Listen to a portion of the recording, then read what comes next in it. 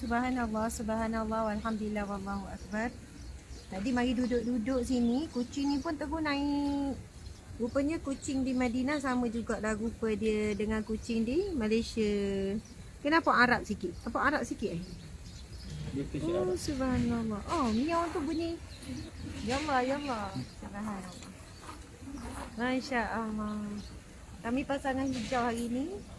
Sama sehari sebelum kami nak datang umrah hari tu, Kak Rahimah, Acik Rahimah kami panggil datang ke galeri, bawa dalam kotak, Ustazah, ni baju yang saya jahit untuk Ustazah buat pergi umrah ni. Ya subhanallah, baru jahit dia hantar, dia tu syukurlah sempat siap. Jadi saya pakailah baju Kak Rahimah bagi ni, Masya Allah, yang Makcik Rahimah bagi, sepasang dia buat untuk suami isteri. Masya Allah, ni tudung Ustazah Asma. Okay, ni bukan nak kempen ya. Okay.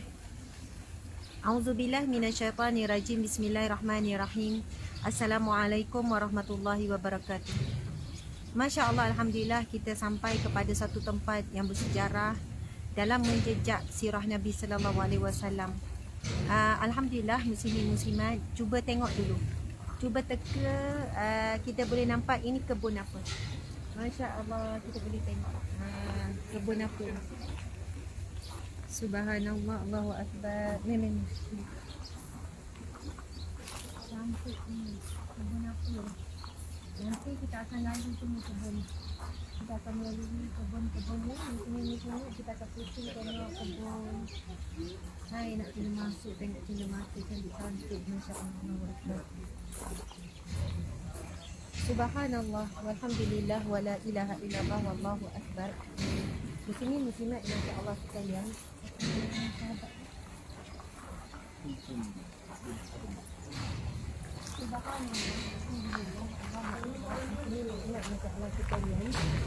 Kita telah tiba pada satu tempat yang bersejarah, di mana ketika Rasulullah sallallahu alaihi wasallam sampai di Madinah, Rasulullah diizinkan oleh Allah Subhanahu wa taala, kan, dengan kehendak Allah Subhanahu wa taala, jika Nabi sallallahu alaihi wasallam berhenti pada satu rumah seorang sahabat yang bernama Kulthum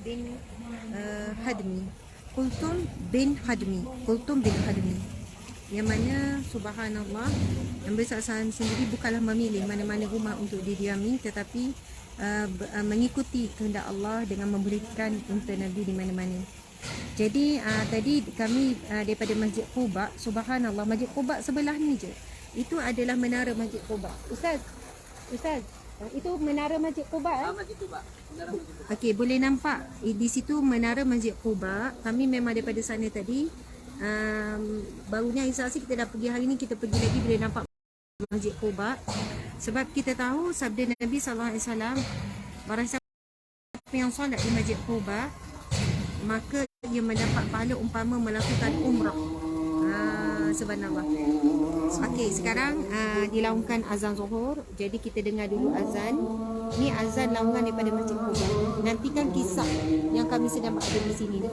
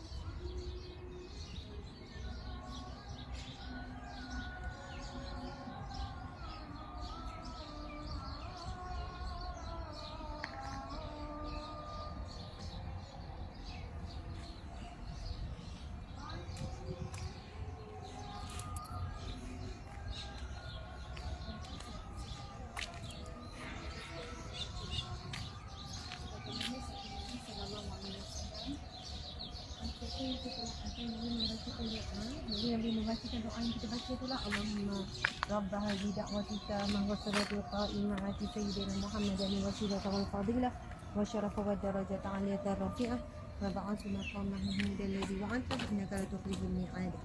Subhanallah, doa selepas azan itu memang ada kaitan kita mendoakan Nabi SAW.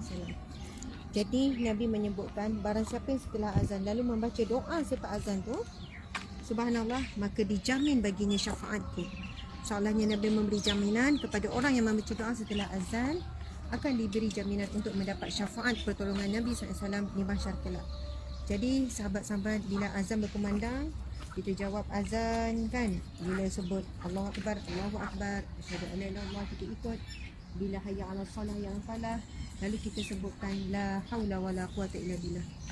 Muslimin muslimat mutawa sekalian, kita boleh tengok betapa indahnya. Saya pun nak kena ringkaskan sebab kita nak pergi solat berjemaah.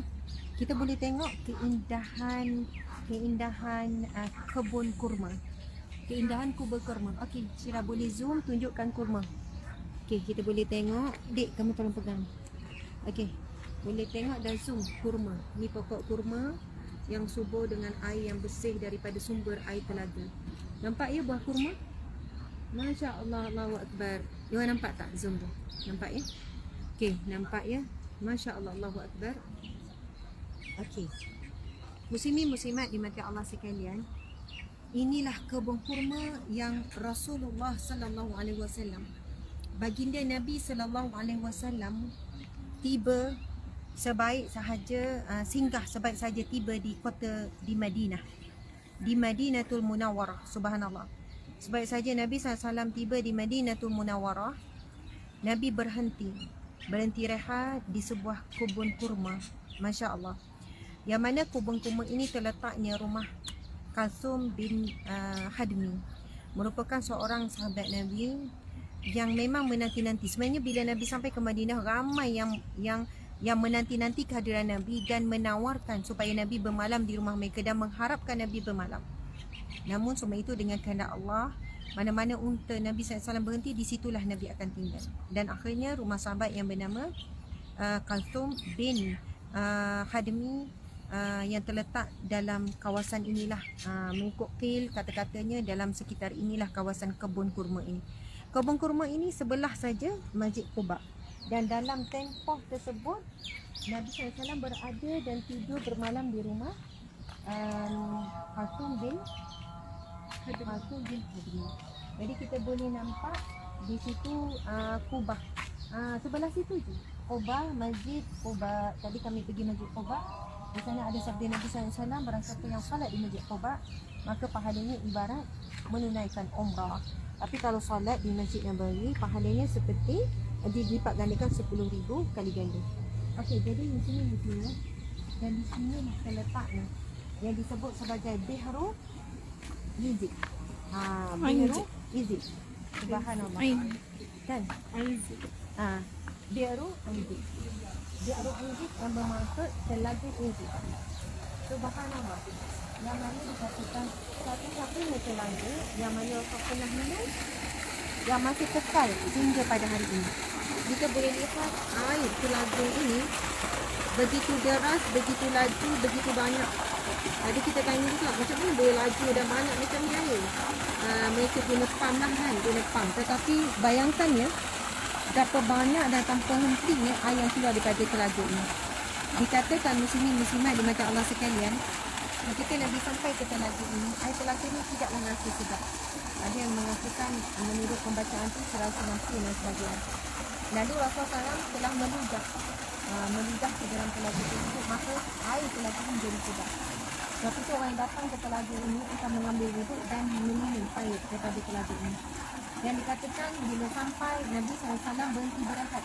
Kita boleh nampak berhenti berehat di sebuah masih di bawah pokok. Kita nampak sebenarnya sekarang tempat Rasulullah dan tempat Sayyidina Abu Bakar dan Sayyidina Abu Bakar menaungi Nabi SAW daripada terik matahari dengan ridaknya, kan, dengan serbannya menutup. Dan di situlah ketika sampai, penduduk Madinah yang tak pernah jumpa Nabi tak kenal, tak tahu mana satu Sayyidina Abu Bakar, mana satu Nabi Muhammad SAW. Tapi bila mereka melihat Sayyidina Abu Bakar berdiri dan menaungi Nabi dan duduk, dan mereka tertolak untuk azan. Subhanallah, sekarang nak menunaikan solat. Jadi insyaAllah kami pun akan menunaikan bersama-sama di sini. Jadi begitulah kesannya. Kita boleh nampak ya, ini air daripada telaga tanpa henti. Kita boleh nampak ya, air daripada telaga tanpa henti. Ini nak berhentikan ya. Oh gitu, tarik. Berhentikan tarik. Dan biasa orang datang ke sini, subhanallah, memang orang kata airnya macam airnya segar dan bahkan orang kata sedap macam air Zam-Zam. Wallahu alam, saya akan cuba minum sepasti. Telaga Bir Aizid, telaga yang Rasul pernah minum air daripadanya dan Rasul pernah meludah ke dalamnya. Barakah tersebut, wallahu alam, satu-satunya telaga yang ada sejarah dengan Nabi yang masih ada air. Telaga-telaga lain, kami ada pergi juga beberapa telaga lain, kebanyakannya hanya tinggal telaga tapi air tak ada, sudah kering. Tapi telaga ini kita boleh lihat air yang begitu banyak, dan air ini kan bila masuk keluar ini kita boleh nampak.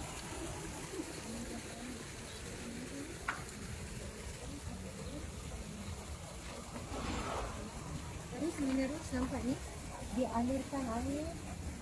Nampak tak? Pergilah ke kebun-kebun kurma ni. Masya Allah, air ni mengalir. Pergi ke kebun kurma. Subhanallah, Allahu Akbar. Muslimin-muslimat yang dirahmati Allah sekalian. Begitulah ya Allah, ya Rahman, ya Rahim, memberikan kurniaan dan mukjizat, memberikan kelebihan, karamah kan, kemuliaan kepada Nabi Muhammad sallallahu alaihi wasallam.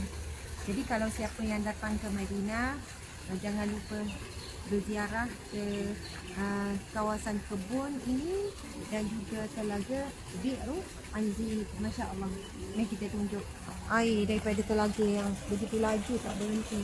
Saya kali pertama kot tengok air telaga yang begitu macam itu, macam air terbuka ni. Masya Allah, boleh tunjuk ke dalam ni kan. Mungkin inilah demonstrasi perubahan namanya apa ni, dah dibesarkan asal. Ini bukanlah apa ni, kita sebut replika asal, mungkin ada bahasa lain.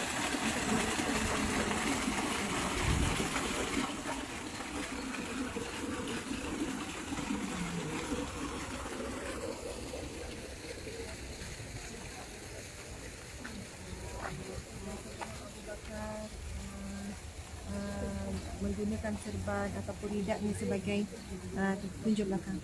Berteduh dan menggunakan serbannya tu dijadikan tempat salat. Dalam musim kita salat dulu.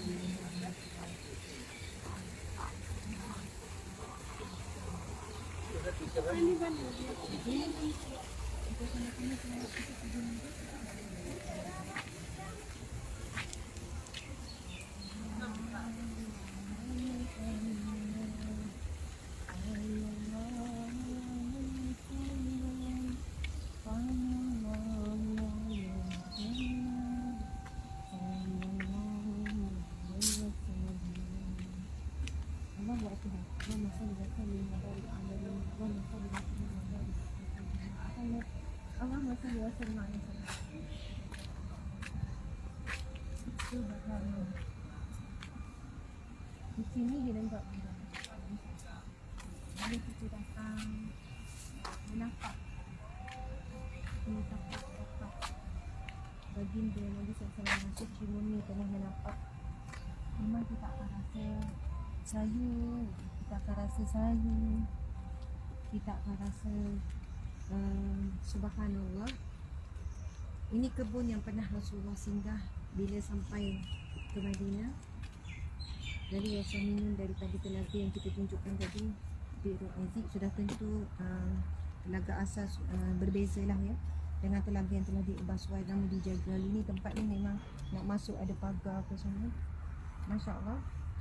Dan dalam tempoh tersebut Nabi SAW duduk selama 4 hari di rumah Kalsum bin lelaki ya, Kalsum bin Khadmi, subhanallah.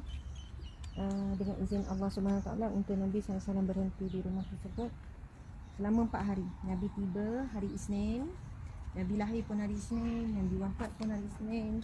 kan, dikatakan mulakan hijrah juga hari Isnin dan Nabi sampai ke Madinah juga pada hari Isnin. Masya Allah, setiba dia Nabi SAW pada hari Isnin. Kita tengok, tunjukkan ni. Ini pokok kurma ni, nampak tak buah kurma kat atas? Nampak pokok kurma, buah kurma yang segar. Masya Allah. Jadi Nabi berhenti, lalu Nabi minum daripada telaga biru Hizq yang kita tunjukkan tadi. Subhanallah. Dan Nabi berdiam, dikatakan rumah yang Nabi duduk tu selama 4 hari ni. Dalam proses tersebut Nabi dengan Sayyidina Abu Bakar dengan sahabat, dan Nabi menunggu Sayyidina Ali. Nabi menunggu Sayyidina Ali, subhanallah, untuk tiba di Madinah. Nabi tiba hari Isnin, Nabi duduk sama 4 hari di sini. Isnin, Selasa, Rabu, Khamis. Hari Jumaat Nabi bergerak berjumpa dengan Bani Allahu Akbar. Nabi bergerak pada hari Jumaat. Nabi pergi meneruskan perjalanan dengan unta Nabi SAW, berjumpa dengan Bani Hijr, yang mana itu adalah merupakan bapa saudara, sebelah ibu Nabi SAW. Jadi kalau kita tengok silsilah sejarah Nabi SAW, bapa Nabi Abdullah bin Abdul Muttalib adalah berasal daripada Mekah, tinggal di Mekah, keturunan daripada Mekah. Tetapi sebelah ibu Nabi, iaitu Aminah, Siti Aminah, ibunda Nabi SAW, adalah daripada Madinah, asal daripada Madinah. Sebab itu bila Nabi SAW kan kan bapa Nabi SAW, bila ibunda Nabi nak pergi ziarah kubur ayah Nabi Abdullah, meninggal di Abwa. Katanya Abwa ni di antara Mekah dan Madinah. Jadi ketika itu Siti Aminah juga nak membawa Nabi ini balik ke kampung sebelah ibu Nabi. Macam itulah kan. Masya Allah, bersama dengan Ummu Aiman. Ummu Aiman ni pengasuh Nabi daripada kecil. Ummu Aiman, kita selalu dengar kan nama Ummu Aiman. Ummu Aiman ni siapa? Dia adalah hamba kepada ayah Nabi Abdullah. Kemudian Ummu Aiman ni, sahabat-sahabat sekalian, saya cerita sikitlah pasal Ummu Aiman. Sebab langsung kita sebut pasal Nabi kan, kematian ibu Nabi di Abwa. Ummu Aiman ni, sahabat-sahabat yang dirahmati Allah sekalian, dia adalah hamba kan. Zaman tersebut ada sistem penghambaan. Dia bukanlah satu perkara yang dah menjadi satu kebiasaan, adat masyarakat Arab ketika itu. Bukan menunjukkan ayah Nabi itu seorang yang zalim kan, jadikan manusia sebagai hamba, tidak. Itulah sistem yang ada pada waktu itu.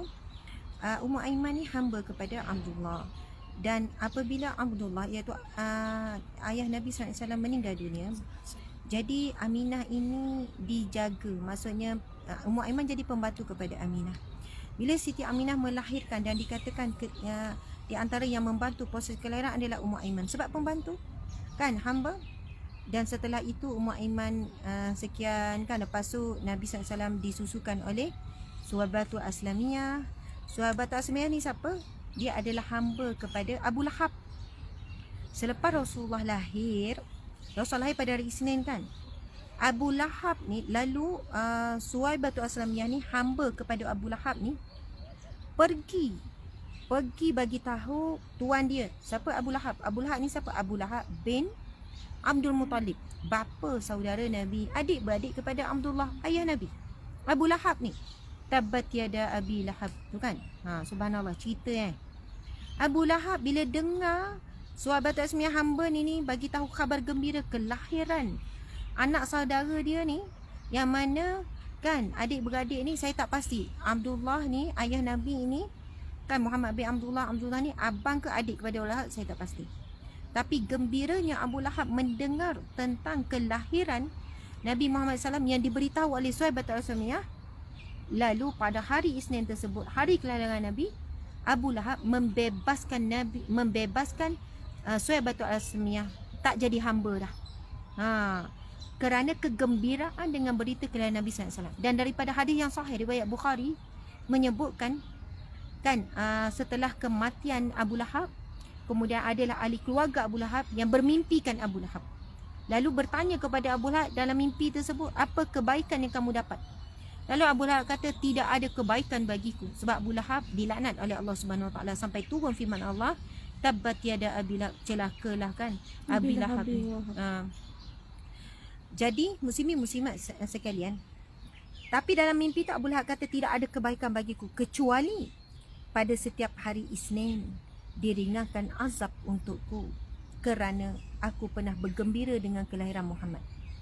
Tuan-puan dan mata sekalian, sekiranya Abu Lahab penentang dan penghina agama Allah, tetapi dia pernah bergembira dengan kelahiran Nabi Muhammad SAW, lalu dia diringankan azab pada setiap hari Isnin, dan bukti dia gembira dia telah bebaskan hambanya bernama Suhaibah Al-Asami. Boleh cari, ini ada hadis sahih riwayat Bukhari ataupun Muslim. Tak saya hadis riwayat Bukhari. Itu dalil antara hujah kenapa kita orang Islam lagi wajar bergembira dengan kelahiran Nabi SAW. Dan siapa yang bergembira dengan kelahiran Nabi SAW, mudah-mudahan diberikan kedudukan yang mulia, diberikan rahmat daripada Allah, diberikan redha Allah. Ini kan bulan Rabiul Awal, bulan kelahiran Nabi SAW. Allah izinkan, alhamdulillah, saya dapat menjejaki bumi Madinah, kan, tempat Nabi SAW membesar, berdakwah, dan insya-Allah pada hari esok, hari Khamis, kami akan bertolak ke Mekah, bumi kelahiran Nabi SAW. Jadi ziarah kali ini bukan semata-mata fokus kepada ibadah khusus, tetapi ibadah umum, ziarah menjejaki jejak Rasulullah SAW. Siapa Ummu Aiman yang saya sebutkan tadi? Ini saya duduk mana ni? Kebun kurma yang pernah Rasulullah sampai bila tiba daripada Mekah. Berapa orang Lik? Bagi tahu syarat. Daripada Mekah ke Madinah, dan sampai di Madinah Nabi berhenti di sini dan minum air daripada biru Yazid tadi. Okey, muslimin muslimat dimati Allah sekalian, masya-Allah. Saya ringkas saja. Ummu Aiman ni dia menjaga Nabi selepas ketika Ibunda Aminah semakin nazak, sakit dah tenat. Sayyidatina Aminah mengamanahkan Ummu Aiman untuk mengasuh. Sebab Nabi baru umur 6 tahun. Jadi start pada itulah Ummu Aiman yang mengasuh Nabi sallallahu alaihi wasallam. Ummu Aiman lah yang mengasuh Nabi sallallahu alaihi wasallam. Dan kita tahu lepas itu kan Abdul Muttalib jaga Nabi. Ummu Aiman duduk di rumah Abdul Muttalib untuk mengasuh Nabi. Selepas meninggal Abdul Muttalib, Abu Talib pula menjaga Nabi, umur Nabi 8 tahun. Ummu Aiman juga masih lagi bersama untuk mengasuh Nabi SAW sehingga Nabi besar. Sebab itu Nabi SAW menyebutkan Ummu Aiman adalah ibu keduaku. Selepas Aminah, ibuku adalah Ummu Aiman. Dan pendek cerita, Ummu Aiman ni masa jaga Nabi, dia bukan tua sangat. Hamba-hamba ni bukan tua sangat, mungkin remaja. Tapi pendek cerita, Ummu Aiman pernah bernikah dengan seorang sahabat Nabi, saya tak ingat nama. Bukan, dengan sahabat Nabi, kemudian berpisah, kemudian tak lama bernikah kali kedua dengan Zaid bin Harisah. Zaid bin Harisah ni anak angkat Nabi, tapi Zaid bin Harisah memang lebih muda lah, lebih muda daripada Ummu Aiman. Jadi masya-Allah, Allahu Akbar, Ummu Aiman ni sangat menyayangi Nabi, dan bila Nabi nak menyantuni seorang ibu, Nabi akan berbakti dan menyantuni Ummu Aiman, pengasuh dan ibu angkat Nabi SAW. Ada banyak kisah berkaitan dengan Ummu Aiman. Jadi sekadar itu perkongsian, kita akan berakhir ke telaga yang pernah diminum air oleh Nabi dan juga pernah diludah. Nabi pernah meludah ke dalamnya, yang dikatakan menurut riwayat asalnya air di situ tak sedap jadi sedap. Dan kita boleh tengok betapa jernih dan banyaknya air tersebut, sejuk dan dinginnya air tersebut, dan betapa banyak. Dan satu-satunya telaga yang ada kisah dengan Nabi yang masih mengeluarkan air. Telaga-telaga lain hanya tinggal kesan dan tidak ada air, sudah pun kering. Okey, wallahu alam. Assalamualaikum warahmatullahi wabarakatuh. Ini kan air-air daripada sumber telaga tu.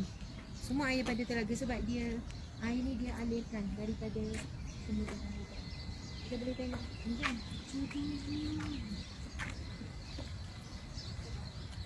Nampak kan ni? Ini pun daripada sana. Allahu Akbar. Last kita bagi sana. Assalamualaikum warahmatullahi wabarakatuh.